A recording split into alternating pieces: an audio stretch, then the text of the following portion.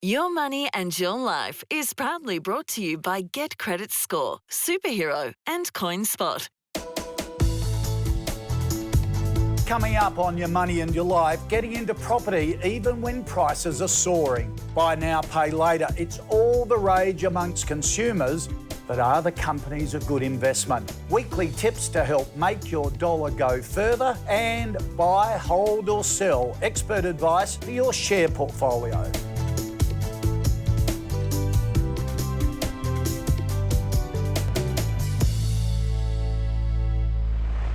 Welcome to Your Money and Your Life, the show that helps everyday Aussies to save, invest and enjoy their money. Over the next 6 weeks, we'll be talking to Australia's top experts about the best ways to make and manage money, from property to shares to hip pocket savings and everything in between. We'll show you how to improve your financial future, save for a rainy day, negotiate better deals and ensure a comfortable retirement. Okay, let's get started with how to cope with Australia's booming property market. This time last year, everyone was predicting a property crash because of the impact of the COVID pandemic. But the reverse has happened. Great if you own a home, not so great if you're a first home buyer trying to get in. So do you just give up and invest elsewhere, or do you think a bit laterally on how to make that first move into property?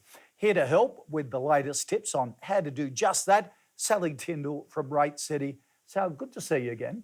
Rate City is great for its expert advice in this area. Why is it so hard for first home buyers to get in, and how do they get that first step on the merry-go-round? Well, it's hard because prices are just going north, and they're going north quickly, Kochie. But the most important thing is to not panic. You've got to think strategically. You might have to think out of the box. So the obvious one is start small. Don't buy your dream home first up. Think of an apartment that's smaller, perhaps further away from work. And if you're working remotely these days, you could go even further. You could move interstate, you could move to a regional town, you could escape the rat race altogether. Another option for people, particularly people who don't have a partner and don't have two salaries, is to buddy up with a family member or with a friend. Yes, it can come with some risks, so you need to talk through your short, medium, long-term goals. So it's co-ownership, basically. Co-ownership. Might be with your parents or exactly whatever. Right. It could be with a brother or a sister, but just make sure you get any agreement in writing with the help of a solicitor, because if it goes pear-shaped, it can go pear-shaped quite badly. What about rent vesting, where you buy a separate property and basically rent where you want to live? No, it's great because you can look anywhere. You're not inhibited by where you live to where you buy, and you can look for a place that's still got some growth available, but you've also want to look for a place where there's a lot of demand for renters, because you don't want to be scrimping and scraping around for good tenants. You want the good tenants to be knocking on your door.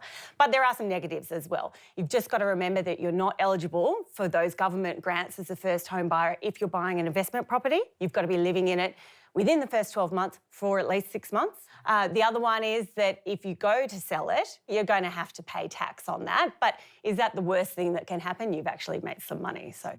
And Sally, thinking outside the square can help too, can't it? Absolutely. I have a friend who has been looking for a house in their local area because they want their kids to still go to the same school for 2 or 3 years. What they did, they started letterbox dropping and door knocking on people's houses. Wow, that's gutsy. Was it successful? Absolutely. They moved in yesterday. All right, so it really does pay off, that sort of thing. Hard work can go a long way. You've just got to put the time in. So, Sally, earlier you said just make a decision now, get into the market. Does that mean overstretching yourself a bit? Just be careful with that one, I think, because money is cheap right now. Yep. That's certain. And property prices look like they're rising, but we're not certain about that. Interest rates are almost certainly going to rise. So you need to factor in a decent buffer. Don't just grab whatever your bank will throw at you and buy the next property that you see. Do your research, work out exactly how much you're comfortable repaying, but then look 3, 4, 5 years forward. Factor in a revert rate if you're on a fixed rate. Factor in at least a couple of cash rate rises. Lock in. You can lock in, but make sure you are covered for when that fixed rate comes off the boil, because in 2024, you could be going from 2% all the way up to 3.5, even 4%. Okay, tread carefully. Sally Tyndall from Rate City, thanks so much for joining us. Great advice there. After the break, buy now, pay later. The shares everyone's after, but are they just too hot to handle? The verdict from the experts is next. But first, let's take a look at your credit score.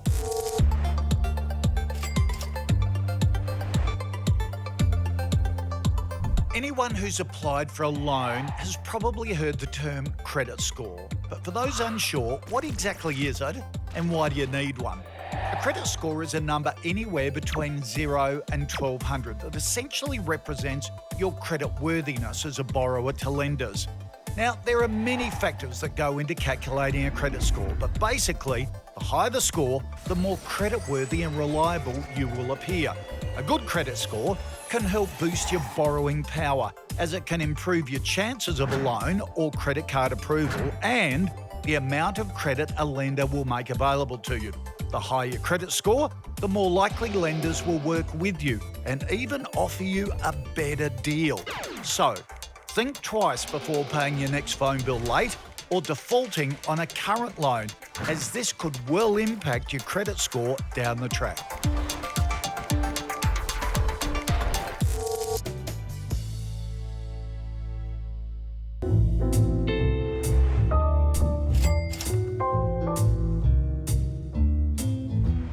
I love spending and I totally get how fun it can be, but we need to make sure our spending doesn't get us. Here are 3 tips to stop overspending. 1. The bigger the price, the more time needed between your purchases. It makes sense that you would plan a home purchase over many months and even years, but you might not plan a purchase that is just a couple $100. Set yourself timeframes for different money thresholds in your life. 2. Set an amount for unplanned day-to-day spending. Set a maximum amount for single items that you need to sleep on before purchase.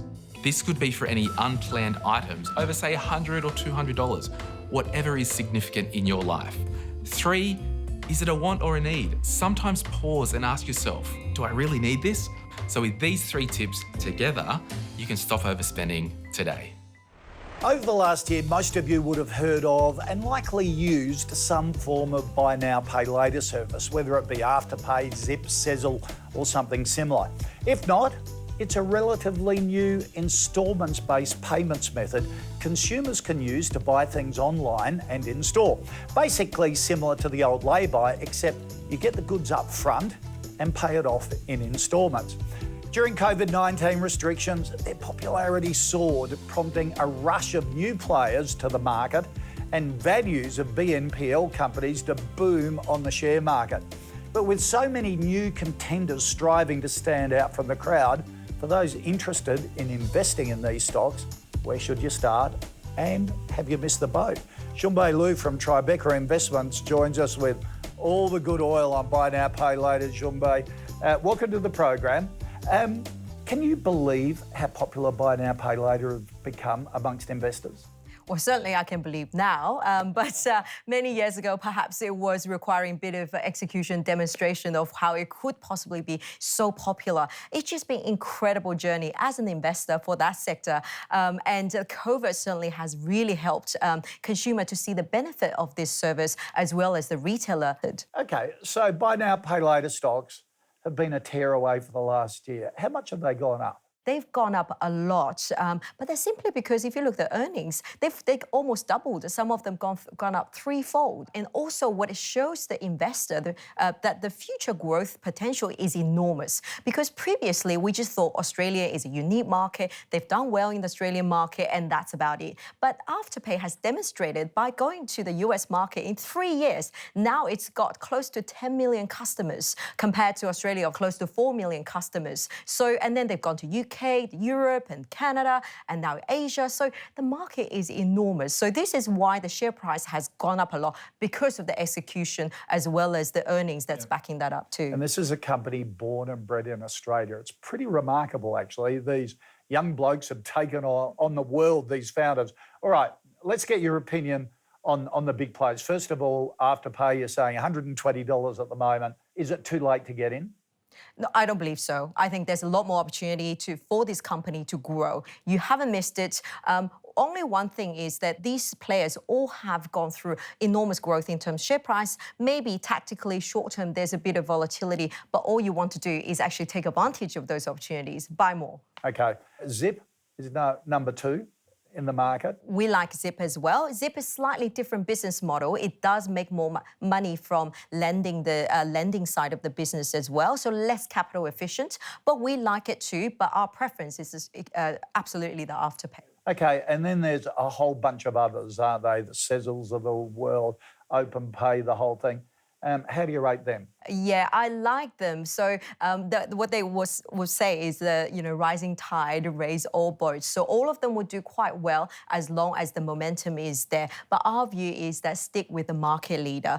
We've seen it across so many technology sectors that number 1, number 2 would take the entire market share. Stick with the market leaders and then they will deliver for you. Okay, stick with Afterpay and Zip. That's John right. Bailey, good to see you.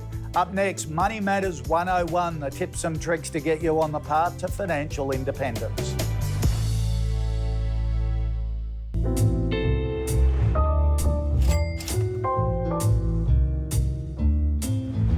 Hi, I'm Bryce from Equity Mates Investing Podcast, and here are my top 3 tips when it comes to getting into the share market. First of all, it is important to stress that the share market is for everyone. You don't need a degree in finance or tens of thousands of dollars to get started. The benefits of investing can be generational, so change your mindset and understand that investing is for everyone. Secondly, you can start with a few cents, literally. These days, there are micro-investing apps that let you invest with just your spare change. So forget the idea you need to save thousands of dollars to get started. You can get started today. And thirdly, don't let perfection be the enemy of the good. Sometimes the most important thing is just to get started. You can get lost in finding the perfect online broker, perfect fund manager, or the perfect stock, but you can always improve and change as you learn as an investor. Since the 1900s, the Australian share market has averaged 13.2% return a year, a lot better than your savings account. So get started, learn as you go, and your future self will thank you. Welcome back. You're watching Your Money and Your Life, the show that's all about saving, investing, and enjoying your money better. Now, it doesn't matter what stage of life you're at, managing your money is something everyone needs to adopt and get better at.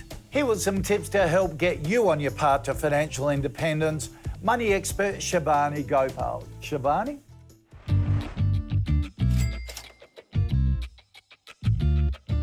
Just like a good healthy eating plan requires you to measure how many calories in versus out, a good money management plan requires you to have a grasp of income going in and the expenses going out.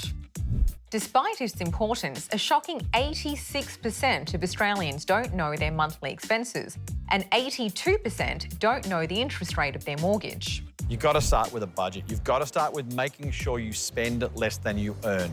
More money in the pocket means more money to save and to invest. Sounds easy, and once upon a time when we all dealt with cash, it was. Payday would arrive, we'd put some money into a tin and then allocate the rest to our household expenses. Nowadays, in a cashless economy, it's much harder to stay on top of your spending. Learning to kind of save today for tomorrow, it's always been a problem, but it's even harder these days because of social media. We see what everyone else is doing, what they're spending on, where they're eating out. In order to get a handle on your spending and eliminate financial leakage, there are some simple tips you can follow. Number 1, create a billing account for all your ongoing expenses. We're talking rent or mortgage, utilities, subscriptions, and other ongoing bills. Number 2, set up a savings account. Because if you save before you spend, you'll find it easier to save up some serious cash. Number 3, make sure you're not caught out by things breaking down like your car by having an emergency account. Work out the amount equivalent to 3 months' salary and transfer bite-sized amounts into your account to hit that target over 1 to 2 years. And finally, remember that you're human and you'll want to splash out from time to time. So have a luxury account for your big ticket items. Accounts these days offer fee-free options. A lot of the new neobanks, the new banks that are coming out, have those. But even the high return interest accounts on some of the bank accounts you've already got, the extra account may not carry fees. So make sure you look around. Don't let fees eat up those precious savings. Another helpful tip when it comes to saving money is to treat it like a game. How much have I saved? What did I avoid spending on? How much has it all added up to this week? By doing this, it gives you something to aim for, as well as a sense of achievement when you get there. For those of you who are already well on the road to financial independence, anything you've been able to save at the end of the year should first be allocated to a rainy day account. That's there if and when you might need it. The next thing you should do is focus on paying down any debt, especially from high interest rate accounts such as credit cards. Then put whatever's left in the bank account after that straight onto your mortgage. By getting ahead on your mortgage, it means that if the worst happens, you can delay your repayments or put them off for a while. Alternatively, it can cut the life of your loan, which then allows you to start looking at investing that cash and compounding it for the future over the long term in other good quality investments. Bottom line, saving money is just like dieting. If you avoid everything bad for you, you'll never lose weight. So moderation is the key. After the break, Australia's top share experts give their inside tips on which stocks they're recommending.